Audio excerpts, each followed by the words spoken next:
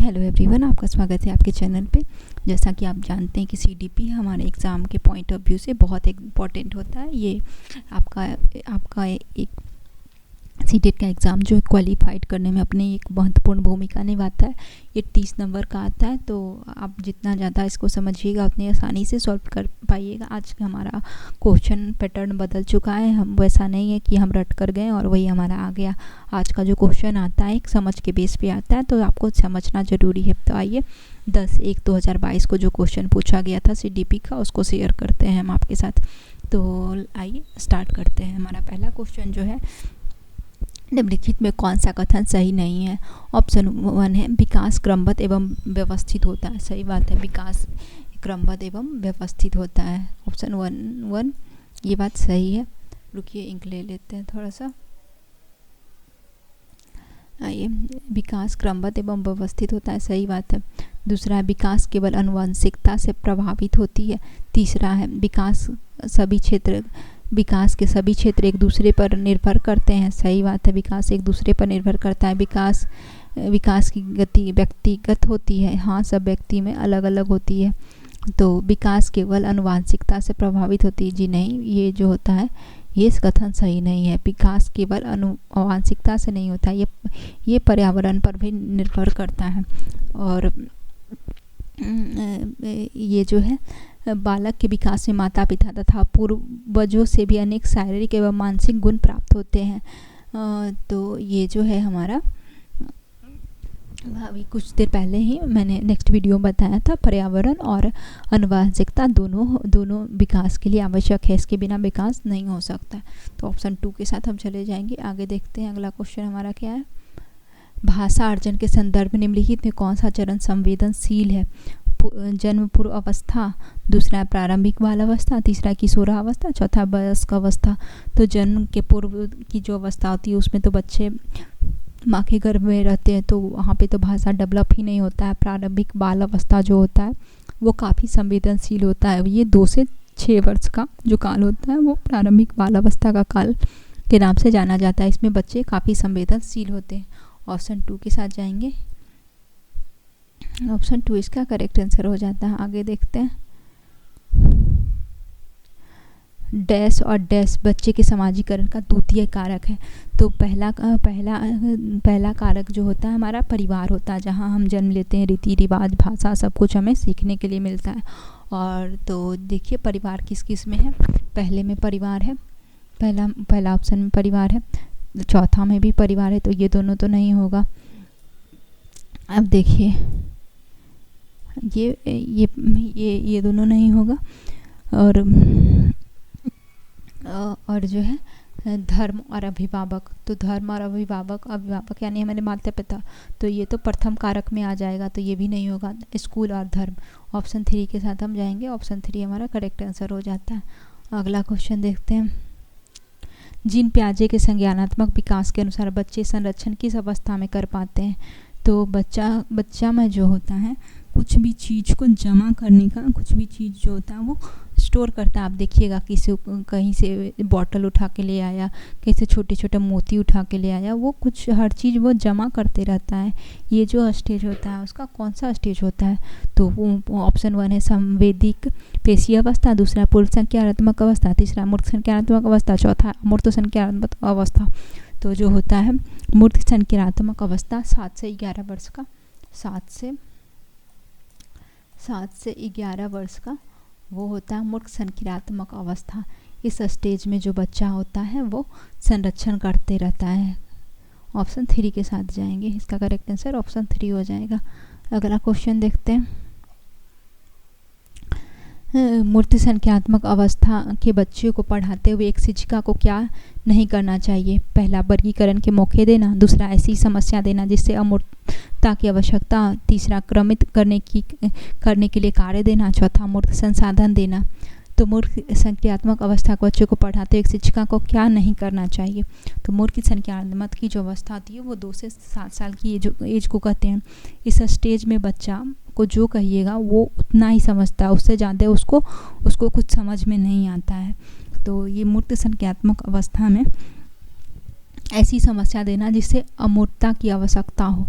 तो ऑप्शन 2 के साथ हम जाएंगे। ऑप्शन 2 इसका करेक्ट आंसर हो जाएगा।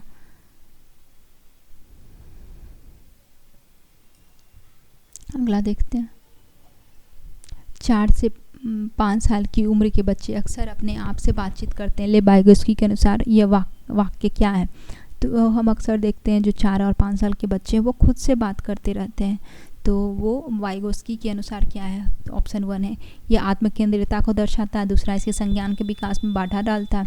ये उससे सामाजिक विकास में बाधा डालता है। उसको अपनी सोच नियमित करने में उसकी मदद करता है।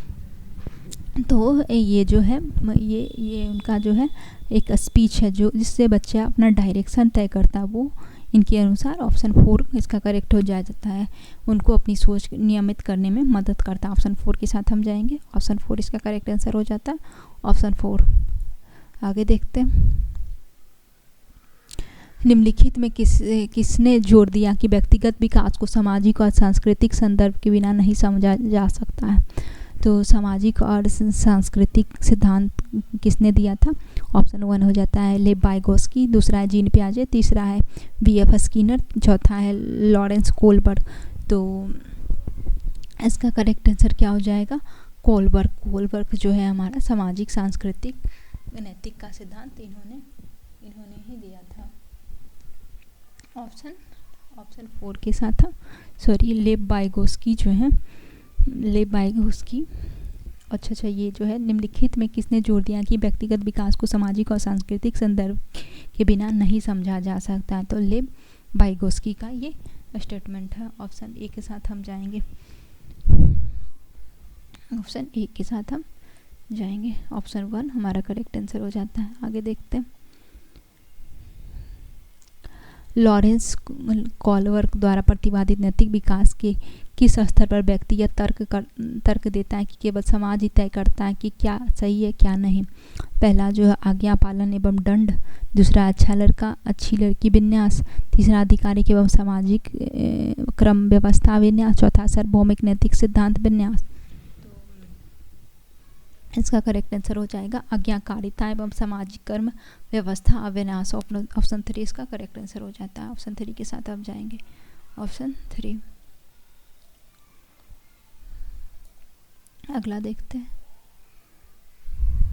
निम्नलिखित में कौन सी व्याख्या हार्वर्ड गार्डनर द्वारा प्रतिपादित तार्किक गणितीय बुद्धि का आलेख करती है? ऑप्शन 1 है मानवीय अस्तित्व के मामले पर सोचने का सामर्थ्य व संवेदनशीलता। दूसरा है ध्वनि एवं ताल के प्रति संवेदनशीलता। तीसरा है स्थानों के पैटर्न को पहचाने एवं फेरबदल करने की क्षमता।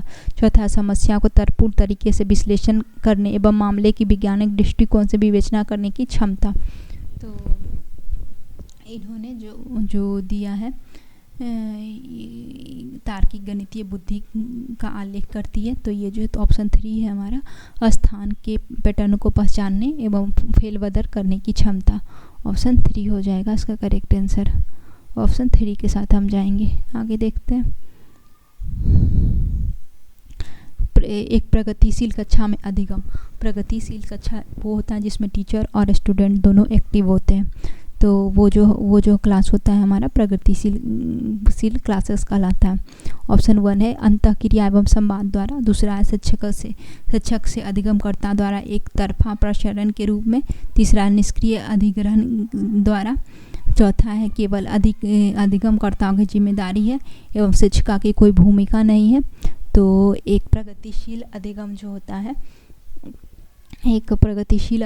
होता है अंतःक्रिया एवं संवाद द्वारा अधिगम होता है। ऑप्शन 1 इसका करेक्ट आंसर हो जाएगा अंतःक्रिया एवं संवाद द्वारा। ऑप्शन 1 के साथ हम जाएंगे। अगला क्वेश्चन देखते हैं। गणित के शिक्षकों को लड़कियों से कक्षा में बहुत कम अपेक्षा रखनी चाहिए। तो ये जो स्टेटमेंट कह रहा है गणित की कक्षा में लड़कियों से बहुत कम अपेक्षा रखना चाहिए। क्यों भाई, लड़कियों को गणित नहीं आती? ये बिल्कुल गलत स्टेटमेंट दिया हुआ है। ऑप्शन 1 इसका गलत हो जाता है। आगे देखते हैं। लड़कियों में गणित को समझने की आनुवांशिक क्षमता नहीं होती है। ऐसा बिल्कुल नहीं है। ये दोनों स्टेटमेंट जो है हमारा गलत है। तो ऑप्शन 4 के साथ जाएंगे। ए और आर दोनों गलत है। आगे देखते हैं। भाषा के संदर्भ में राष्ट्रीय शिक्षा नीति 2020 किस पर बल देती? बहुभाषा, एकल भाषावाद, पूरे देश में निर्मित माध्यम अंग्रेजी हो, पूरे देश में निर्मित माध्यम हिंदी हो। तो हमारा जो राष्ट्रीय शिक्षा नीति 2020 है वो तो एकलवाद पे बल नहीं देती है। ऑप्शन 2 गलत हो जाता है। पूरे देश में निर्देशित का माध्यम अंग्रेजी हो, इस पर भी बल नहीं देता है, ये भी गलत है। चौथा है पूरे देश में निर्देशन का माध्यम हिंदी हो, इस पर भी बल नहीं देता है, ये भी गलत है। तो सही करेक्ट आंसर क्या हो जाएगा? बहुभाषीयता। ऑप्शन 1 के साथ जाएंगे, ऑप्शन 1 इसका करेक्ट आंसर हो जाता है। आगे देखते हैं, मूल्यांकन का क्या उद्देश्य है? तो ऑप्शन 1 है, मूल्यांकन क्या होता है? जब हम कुछ बताते हैं तो हम चेक करते हैं कि बच्चा को जो हम बताएं वो कितना सीखा, वो हमारा क्या होता है? मूल्यांकन कहलाता है। ऑप्शन 1 है, अधिगमकर्ताओं में असफलता का डर पैदा करना। बिल्कुल नहीं, हम उसमें असफलता का डर पैदा करना मूल्यांकन का ये उद्देश्य बिल्कुल नहीं है। दूसरा है, बुरे प्रदर्शन के लिए बच्चों को शर्मिंदा करना। शर्मिंदा करने का भी उद्देश्य नहीं है मूल्यांकन। अधिगमकर्ताओं के प्रदर्शन को एक दूसरे से तुलना करना। बिल्कुल नहीं, तुलना करने की बात भी नहीं सोचा जा सकता। अधिगमकर्ताओं को सीखने की प्रक्रिया मदद करने के लिए तरीका खोजना। हाँ, वो कैसे सीख रहा है, उसको किस तरह से बेहतर और सिखाया जा सकता है, उसके लिए करना। ऑप्शन 4 इसका करेक्ट आंसर हो जाएगा। ऑप्शन 4 के साथ हम जाएंगे। अगला देखते हैं, अगला क्वेश्चन क्या है हमारा? निम्नलिखित में से कौन सा प्रश्न समालोचनात्मक सोच को बढ़ावा देता है? समालोचनात्मक सोच क्या होता है? जब हम कोई ऐसा क्वेश्चन पूछते हैं तो जो बच्चा को सोचने पे अलग अलग तरीक़ों से सोचने पर विवश कर देता है, तो वो समालोचनात्मक सोच कहलाता है। पहला 1 है, सौर प्रणाली का आरेख बनाओ। दूसरा है 328 और 984 से गुना करो। शिक्षा का अधिकार अधिनियम किस वर्ष पारित किया गया था? चौथा है, शहरीकरण और वैश्वीकरण के विभिन्न सामाजिक आर्थिक स्तर के लोगों पर अलग अलग प्रभाव का विश्लेषण करना। तो ये जो हो जाता है ऑप्शन 4 हमारा करेक्ट आंसर हो जाता है। शहरीकरण और वैश्वीकरण के विभिन्न सामाजिक आर्थिक स्तर के लोगों के लिए अलग अलग प्रभाव का विश्लेषण करें। ऑप्शन 4 के साथ हम जाएंगे। अगला क्वेश्चन देखते हैं, अधिगमकर्ताओं की व्यक्तिगत विभिन्नता को ध्यान में रखने के लिए एक शिक्षिका को। तो अधिगमकर्ता जो होते हैं, हर बच्चा एक तरह से नहीं सीखता है, हर बच्चे में कुछ गुण और कुछ दोष होते हैं, तो वो उस बात को टीचर को ध्यान में रखकर अपने क्लास में बच्चे पर ध्यान देना चाहिए। ऑप्शन 1 है, अधिगमकर्ताओं के पूर्व अनुभवों की उपेक्षा करनी चाहिए। दूसरा, अधिगमकर्ताओं के पूर्व अनुभवों को शामिल कर उसका संचयन करना चाहिए। तीसरा, अधिगमकर्ताओं के आकलन हेतु एक समान तर्कों का इस्तेमाल करना चाहिए। सभी अधिगमकर्ताओं के लिए मानवकृत पाठ्यचर्या को लागू करना चाहिए। तो अधिगमकर्ता के लिए जो ये क्वेश्चन है पूछ रहा है, उसमें अधिगमकर्ताओं की व्यक्तिगत विभिन्नता को ध्यान में रखने के लिए शिक्षिका को क्या करना चाहिए? बताइए आप क्या करना चाहिए? तो ये जो है, ये जो हमारा क्वेश्चन कर रहा है अधिगमकर्ताओं के लिए, तो अधिगमकर्ताओं के पूर्व अनुभवों को शामिल कर उसका संचयन करना चाहिए। उसके वो जो पहले से जानता है उसको, उस बात को जोड़कर उसको आगे बताना चाहिए कि ऐसे नहीं ऐसे होगा। ऑप्शन 2 के साथ हम जाएंगे। ऑप्शन 2 हमारा करेक्ट आंसर हो जाता है। ऑप्शन 2 के साथ हम जाएंगे। आगे क्वेश्चन देखते हैं, समावेशी कक्षा में। समावेशी वो कक्षा वो होता है जिसमें समान आवश्यकता वाले बालक और विशेष आवश्यकता वाले बालक दोनों रहते हैं। तो उसमें क्या होना चाहिए? विद्यार्थी ज्ञान सामग्री के निष्क्रिय प्राप्त करता है। निष्क्रिय तो नहीं रहते हैं, उसमें सक्रिय रहते हैं, एक्टिव रहते हैं। ऑप्शन 1 गलत है। विद्यार्थी समतापूर्ण तरीके से बढ़ते और विकसित होते हैं। तीसरा है, प्रौद्योगिकी उपकरण विद्यार्थियों के साथ भेदभाव किया जाता है। ये गलत हो जाएगा। विद्यार्थी पूरी तरह से अपने दम पर ही अधिगम में आने वाली बाधाओं को दूर करते हैं। ये भी नहीं होगा। ये जो होता है, विद्यार्थी समतापूर्ण तरीके से बढ़ते और विकसित होते हैं। ऑप्शन 2 इसका करेक्ट आंसर हो जाएगा। आगे देखते हैं, आर्थिक रूप से कमजोर वर्ग के विद्यार्थियों की शिक्षा के संदर्भ में शिक्षा का अधिकार अधिनियम 2009 के खंड 12 द्वारा निम्नलिखित में किसकी सिफारिश की गई है? ऑप्शन 1 है, केवल सरकारी विद्यालय में दाखिला। दूसरा, निजी विद्यालय में आरक्षण। तीसरा, केवल व्यावसायिक शिक्षा का प्रावधान। और चौथा, इसके लिए अलग विद्यालय। तो इसके लिए क्या किया गया है जो प्राइवेट स्कूल है उसमें उसको 25% आरक्षण प्रदान किया गया है, 25% जो है आरक्षण दिया गया है कि जो आर्थिक रूप से कमज़ोर है उसको आरक्षण प्रदान किया गया है। ऑप्शन 2 जो है इसका करेक्ट आंसर हो जाएगा। ऑप्शन 2 के साथ हम जाएंगे।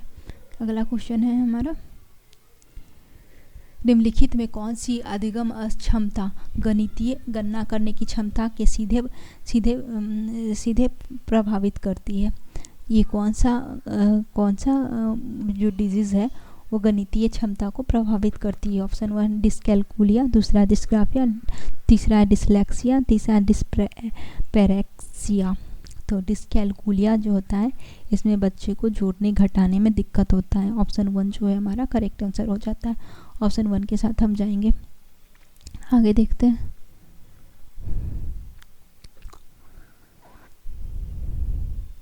विविध शिक्षण आवश्यकता वाले विद्यार्थियों को शामिल करने के लिए निम्नलिखित में किसकी आवश्यकता होती है? तो विविध शिक्षण आवश्यकता वाले जो बालक होते हैं जिसको देखने में दिक्कत होता है, सुनने में दिक्कत होता है, लिखने में दिक्कत होता है, समझने में दिक्कत होता है, उस सब के बच्चों के लिए क्या आवश्यक है? पहला बैठने की निश्चित व्यवस्था, दूसरा लचीला पाठ्यक्रम, तीसरा मानवकृत आकलन, चौथा पुस्तकीय केंद्रित शिक्षा पात्र। तो इसके लिए क्या होना चाहिए? लचीला पाठ्यक्रम। सभी समझे ऐसा हमारा कैरिकुलम होना चाहिए, लचीला पाठ्यक्रम होना चाहिए। ऑप्शन 2 करेक्ट हो जाता है। अगला देखते हैं। प्रतिभाशाली विद्यार्थी की आवश्यकताओं को पूरा करने के लिए निम्नलिखित में से कौन सी एक प्रभावी रणनीति है? ऑप्शन 1 उनसे बहुत ही सरल और आसानी प्रश्न पूछा जाए। जो प्रतिभाशाली विद्यार्थियों की आवश्यकता पूरा करने के लिए, जी नहीं, वो तो पहले से ही प्रतिभाशाली हैं, उसको समान बालक से ज़्यादा नॉलेज है, तो ऐसा क्वेश्चन नहीं पूछेंगे। दूसरा ऐसे उन्हें चुनौतीपूर्ण और उच्च क्रम के कार्य सौंपना। तीसरा जानकारी को समझने के लिए अतिरिक्त समय दें, उनकी सफलता की कम उम्मीद रखें। ये गलत हो जाता है। और इसका जो है करेक्ट आंसर क्या होगा? आपको क्या लगता है, दूसरा या तीसरा? बताइए। तो इसका जो है उन्हें चुनौतीपूर्ण और उच्च क्रम के कार्य सौंपना। ऑप्शन 2 इसका करेक्ट आंसर हो जाएगा। ऑप्शन 2 के साथ हम जाएंगे। अगला देखते हैं। विद्यार्थियों के अधिगम को सुसाध्य करते समय शिक्षक को निम्नलिखित में किस रणनीति से बचना चाहिए? किस रणनीति से बचना चाहिए? पहला संकल्पना मानचित्रण, दूसरा खोजी अधिगम, तीसरा सहज अनुमान लगाना, चौथा निष्क्रिय नकल। किससे बचना चाहिए? तो निष्क्रिय नकल से बचना चाहिए। ऑप्शन 4 करेक्ट आंसर हो जाएगा। आगे देखते हैं। अर्थपूर्ण अधिगम को सुसाध्य करने हेतु सूचना प्रसारण का निम्नलिखित में कौन सा तत्व सहायक है? पहला गैर संदर्भीकरण, दूसरा विस्तारण, तीसरा उद्दीपन प्रतिक्रिया का अनुबंधन, चौथा रटकर याद करना। तो कौन सा सहायक है अर्थपूर्ण अधिगम के लिए?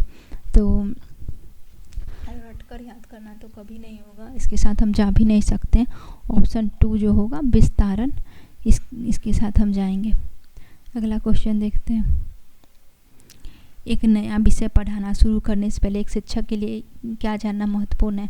बच्चे पहले से क्या जानते हैं, दूसरा समान भ्रांतियाँ, तीसरा विषय सीखने के लिए पूर्व परीक्षाएँ, तीसरा विद्यार्थियों की पसंदीदा अधिगम शैली। तो इसका करेक्ट आंसर क्या होना चाहिए?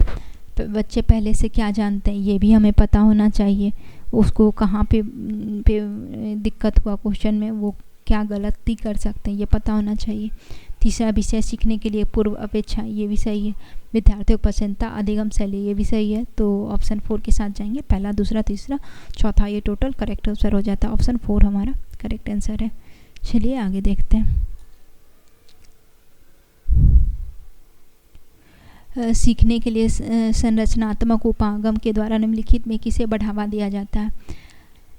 ऑप्शन 1 प्रतिपादक शिक्षण, दूसरा पूछताछ आधारित शिक्षण, तीसरा शिक्षण की व्याख्यान विधि, चौथा रटकर याद करना। तो इसमें जो होता है पूछताछ आधारित शिक्षा।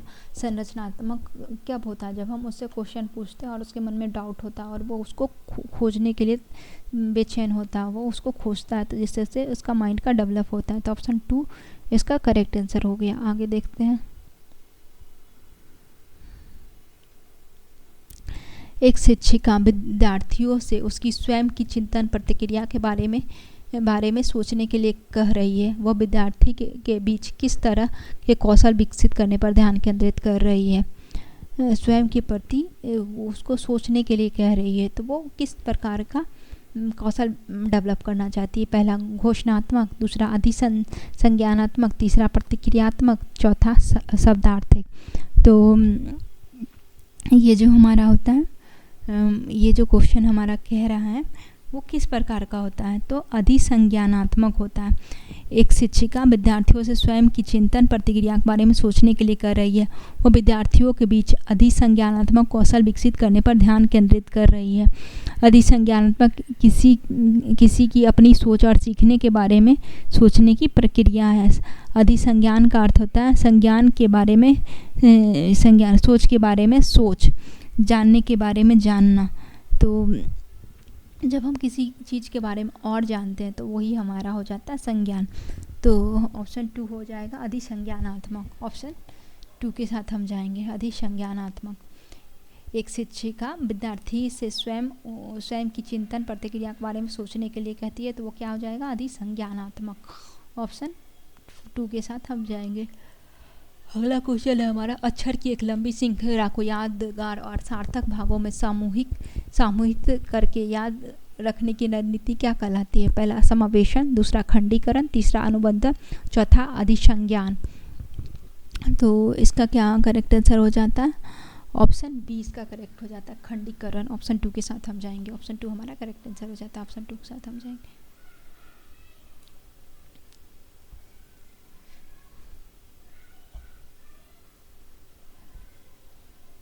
अगला क्वेश्चन है हमारा, नए स्पष्टीकरण तैयार करना। लक्ष्य प्राप्त करने के लिए पहले सीखे गए नियमों के सरल अनुप्रयोग से परे जाना और परिणाम का मूल्यांकन करना निम्नलिखित में से किसके लिए महत्वपूर्ण भाग है? समावेशन, भ्रांति, समस्या समाधान और रटकर याद करना। तो इसका जो करेक्ट आंसर हो जाएगा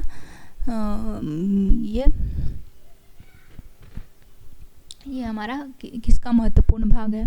तो ये जो है हमारा समस्या समाधान का मुख्य भाग है। नया स्पष्टीकरण, लक्ष्य प्राप्त करने के लिए पहले सीखे गए नियम का सरल अनुप्रयोग को जाना, परिणाम का मूल्यांकन करना, ये सब समस्या समाधान के अंतर्गत आता है। ऑप्शन 3 इसका करेक्ट आंसर हो जाएगा, प्रॉब्लम सॉल्विंग। 28। अब देखिए ये क्वेश्चन क्या कह रहा है, शिक्षक को किसी संप्रदाय से संदर्भित विद्यार्थी द्वारा ग्रहण भ्रांतियों और वैकल्प अवधारणा की उपेक्षा करनी चाहिए नहीं। अगर वो भ्रांति को उपेक्षा करेगा, अनदेखा करेगा, तो बच्चा सभी सीख ही नहीं पाएगा। ऑप्शन 1 गलत हो जाता है। ऑप्शन 1 हमारा जो है वो गलत है। आगे देखते हैं, भ्रांति अत्यंत गलत होती है और तर्कहीन चिंतन प्रक्रिया दर्शाती है। तो भ्रांति जो है वो तो सच में ही गलत होती है, अत्यंत गलत होती। भ्रांति जब आप समझाइएगा नहीं तो भ्रांति तो आना ही। चिंतन प्रक्रिया दर्शाते जी नहीं, चिंतन होता तो ये कंडीशन ही नहीं होता, ये भी गलत है। तो हम ऑप्शन 4 के साथ जाएंगे, जो कि ए और आर दोनों गलत है। अगला क्वेश्चन देखते हैं,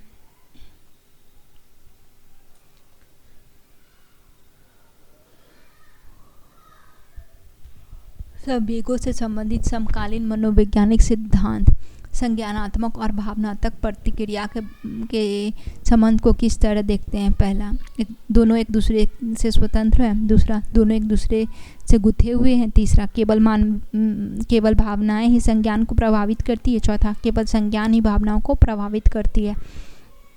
संवेग से संबंधित समकालीन मनोवैज्ञानिक सिद्धांत संज्ञान और भावनात्मक प्रतिक्रिया के बारे को किस तरह से देखते हैं? तो ये जो हो जाएगा वो किस तरह से देखते हैं, तो इसका करेक्ट आंसर हो जाएगा बी, वे एक दूसरे से गुथे हुए हैं, वे एक दूसरे से पूरक हैं। ऑप्शन 2 इसका करेक्ट आंसर हो जाएगा। अगला क्वेश्चन देखते हैं हम, विद्यार्थी सीखने के लिए प्रेरित महसूस करते हैं जब कार्य डैश होता है। तो ऑप्शन है मूर्त, अत्यधिक जटिल होगा तो वो करेंगे ही नहीं। उनकी वास्तविक दुनिया से जुड़ा। तीसरा अप्रासंगिक, बिल्कुल ही चुनौतीपूर्ण नहीं, तो ये दोनों तो होगा नहीं, ये भी नहीं होगा और ये भी नहीं होगा। वास्तविक दुनिया से जुड़ा हुआ होना चाहिए उसका जो कार्य है। हम ऑप्शन 2 के साथ जाएंगे। तो आज मैंने 10/1/2022 को जो टोटल करवाया गया था क्वेश्चन उसको भी कंप्लीट करती हूँ। तो सीडीपी का अगला वीडियो जो होगा उसमें मैं आपको अगला जो पूछा गया था सीडीपी का क्वेश्चन प्रीवियस ईयर उसको बताऊंगी। तो आज के लिए इतना ही, धन्यवाद।